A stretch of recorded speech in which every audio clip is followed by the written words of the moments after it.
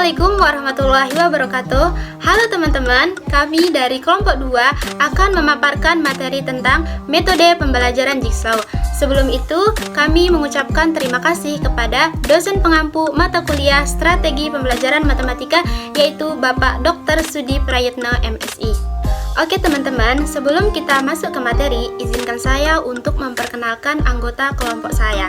Yang pertama, ada Maybi Taharah dengan NIM E1R022117 sebagai pemateri yang ketiga. Dan yang kedua, ada Widyatmi Ningsih dengan NIM E1R022131 sebagai pemateri yang kedua. Dan saya sendiri, Widyawati dengan NIM E1R022132 sebagai pemateri yang pertama. Di sini ada beberapa submateri yang akan kita bahas, lebih tepatnya ada 7 submateri. Yang pertama itu ada definisi metode Jigsaw, dan yang kedua ada karakteristik metode Jigsaw, yang ketiga ada manfaat metode Jigsaw, dan yang keempat ada langkah-langkah metode Jigsaw, yang kelima ada simulasi langkah-langkah metode Jigsaw, dan yang keenam kelebihan metode Jigsaw. Yang terakhir ada kekurangan metode Jigsaw.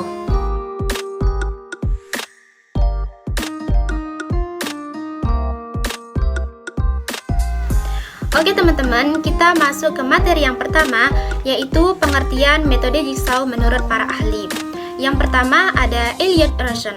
Elliott-Erosion mengemukakan bahwa metode Jigsaw adalah metode kooperatif yang memperhatikan skemata atau latar belakang pengalaman siswa dan membantu mengaktifkan skemata tersebut agar bahan pelajaran lebih bermakna. Tokoh yang kedua ada Sudrajat. Sudrajat mengatakan bahwa metode Jigsaw merupakan suatu tipe pembelajaran kooperatif yang terdiri dari beberapa anggota dalam suatu kelompok yang bertanggung jawab atas penguasaan bagian materi pelajar dan mampu mengajarkan materi tersebut kepada anggota kelompok lain dalam kelompoknya. Maksudnya di sini, dalam suatu kelompok tersebut ada salah satu orang yang bertanggung jawab yang dapat menguasai materi tersebut dan bisa mengajarkan kepada anggota kelompoknya. Oke, tokoh yang terakhir ada Zaini. Zaini mengatakan bahwa metode pembelajaran Jigsaw adalah strategi yang menarik untuk digunakan jika materi yang akan dipelajari dapat dibagi menjadi beberapa bagian dan materi tersebut tidak mengharuskan urutan penyampaiannya. Jadi, dapat disimpulkan bahwa metode pembelajaran Jigsaw merupakan model variasi cooperative learning, yaitu proses belajar berkelompok di mana setiap anggota kelompok dapat menyumbangkan pendapat, ide, pengalaman untuk mencapai tujuan yang telah dirumuskan. Dan metode Jigsaw ini dapat digunakan dalam mata pelajaran bahasa, ilmu pengetahuan, matematika, agama, dan bisa digunakan dalam semua kelas. Oke teman-teman, kita masuk ke materi yang kedua, yaitu karakteristik metode Jigsaw. Di sini ada 4 karakteristik metode Jigsaw. Yang pertama, siswa bekerja dalam berkelompok secara kooperatif untuk menuntaskan materi belajarnya. Yang kedua, kelompok dibentuk dari siswa yang memiliki kemampuan tinggi, sedang, dan rendah. Yang ketiga, bila mana mungkin anggota kelompok berasal dari ras, budaya, suku, jenis kelamin yang berbeda-beda. Dan yang terakhir, penghargaan lebih berorientasi kepada kelompok ketimbang kepada individunya. Materi selanjutnya akan dibahas oleh Widyatmi Ningsih.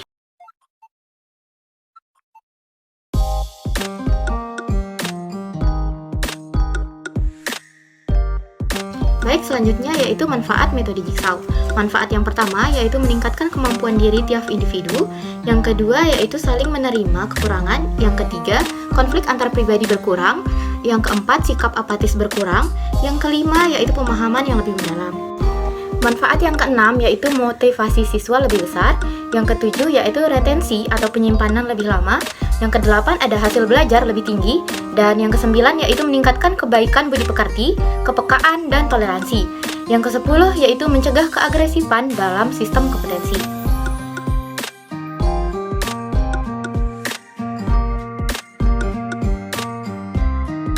Selanjutnya yaitu langkah-langkah penerapan metode Jigsaw.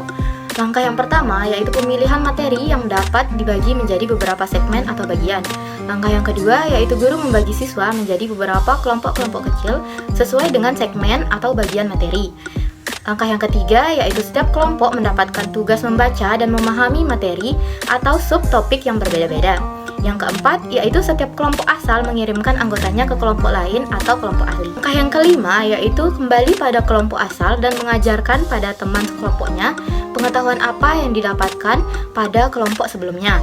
Dan langkah yang keenam yaitu dilakukan presentasi masing-masing kelompok. Langkah ketujuh yaitu memberikan kuis untuk siswa secara individual. Dan langkah yang terakhir yaitu memberikan penghargaan pada kelompok melalui skor penghargaan atau pemberian hadiah sebagai bentuk penghargaan kelompok yang maju melakukan presentasi. Oke, selanjutnya yaitu simulasi metode Jigsaw. Yang pertama yaitu guru menyampaikan tujuan pembelajaran yang akan diberikan. Di dalam satu kelas yang terdiri atas 24 orang siswa, guru akan membagi siswa menjadi 6 kelompok di mana setiap kelompok terdiri atas 4 anggota. Setiap kelompok mendapat tugas membaca dan memahami materi atau subtopik yang berbeda-beda. Setelah membaca dan memahami materi atau subtopik yang berbeda-beda, salah satu dari anggota kelompok tersebut akan dikirim atau sebagai perwakilan ke kelompok lainnya. Setelah pembahasan selesai, para anggota kelompok kemudian kembali pada kelompok asal dan mengajarkan pada teman sekelompoknya pengetahuan apa yang telah mereka dapatkan saat pertemuan di kelompok ahli. Langkah selanjutnya yaitu dilakukan presentasi masing-masing kelompok dengan cara pengundian salah satu untuk menyajikan hasil diskusi kelompoknya. Langkah selanjutnya pun yaitu memberikan kuis untuk siswa secara individual. Guru memberikan kuis untuk semua siswa secara individu. Selanjutnya yaitu guru memberikan penghargaan pada kelompok melalui skor penghargaan. Penghargaan ini dapat berupa pemberian bintang atau pemberian nilai, bisa juga berupa pemberian hadiah kepada suatu kelompok yang menampilkan hasil presentasi terbaik.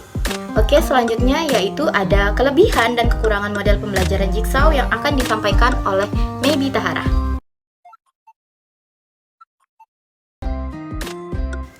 Baik, materi selanjutnya yaitu tentang kelebihan dan kekurangan metode Jigsaw. Nah, yang pertama itu kelebihan. Di sini kelebihannya itu ada 8. Yang pertama, memacu siswa untuk berpikir kritis. Nah, di sini siswa itu diharuskan untuk berpikir kritis.